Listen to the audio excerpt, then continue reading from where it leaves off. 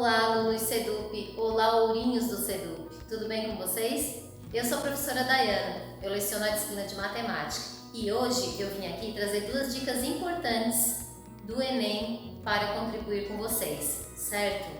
A primeira delas eu considero importante é relacionada a otimizar o tempo na realização da avaliação de matemática e a segunda delas é relacionada com a questão das pegadinhas, as tão famosas pegadinhas. Bem, em relação à primeira dica, você pode até se perguntar, mas como professora que eu vou conseguir analisar e verificar a prova de matemática, determinar quais são as questões mais rápidas de serem desenvolvidas? Pois é. É claro que a gente só vai ter certeza disso quando nós estivermos com o caderno na mão e analisar de fato as questões que foram disponibilizadas.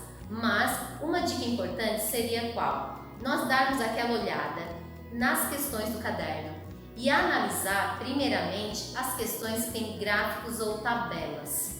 Porque normalmente essas questões elas tendem a envolver conteúdos relacionados a porcentagem, a probabilidade e até o estudo das funções, ok? Sendo assim, a gente tem condições de fazer a análise, a interpretação dessas tabelas, desses gráficos dados e fazer essa verificação, a análise das grandezas, a interpretação desses dados que, porventura, vão nos auxiliar a determinar a resposta correta, a chegar no cálculo ideal, certo? Conteúdos também que fazem parte do Enem, que tendem a estar presentes na prova do Enem, estão relacionados ao quê? À estatística, certo? E o conteúdo de estatística, gente, ele aparece para nós sempre pedindo o quê? Para calcularmos a média, a moda, a mediana, certo?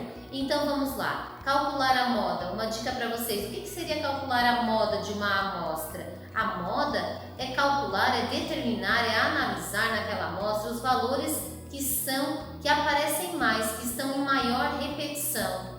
Então, nós podemos ter uma moda na amostra, nós podemos ter mais de uma moda também na amostra. E se a amostra não possui repetições, é porque a gente também não tem o valor da moda, certo?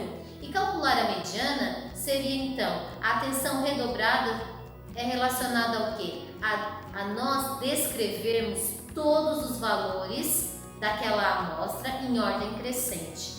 Se a nossa amostra ela tem um valor ímpar de dados, nós vamos pegar o termo central e determinar aquele valor como a nossa mediana.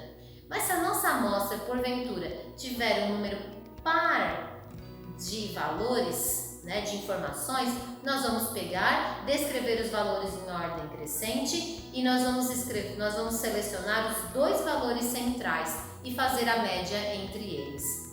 Ok? A nossa segunda dica, então, é relacionada ao quê? É relacionada às pegadinhas, as famosíssimas pegadinhas. Então, a prova do Enem, gente, ela é uma prova extensa, ela tem exercícios contextualizados e ela exige de nós um pouquinho mais de concentração e, ao mesmo tempo, agilidade nas questões, certo? Então, a nossa atenção, ela tem que ser um pouquinho redobrada e ao mesmo tempo eu não posso perder a agilidade na hora da leitura, principalmente quando, se nós tivermos assim, que fazer um cálculo relacionado à área, o perímetro ou até calcular o volume de um prisma. Se a nossa unidade de medida é centímetro, a gente vai executar o cálculo e determinar a resposta final em centímetros, mas aí é que está. Algumas vezes o texto ele é corrente, ele tem a unidade medida em centímetros, mas lá no final ele pede para assinalarmos dos itens objetivos, pede para que a gente assinale aqueles itens em metros. E aí a gente acaba errando na hora de assinalar, sendo que fizemos o cálculo certo, o desenvolvimento correto, encontramos a resposta correta na unidade de medida dada, que era centímetros. Só que no final a resposta pediu essa unidade em metros. Então nós temos que estar atentos a esse tipo de item. Uma dica, questões que envolvam o cálculo do raio, de uma circunferência, enfim. Se a gente vai calcular a medida do raio, a gente desenvolveu a questão corretamente, a gente chegou na resposta correta em relação ao raio e lá no finalzinho pode estar escrito: determine o valor do diâmetro, certo? E aí é claro que provavelmente a medida do raio que tu acertaste é provavelmente a letra A, a letra B, e tu vai lá e assinala e não percebe que o exercício pediu a medida do diâmetro.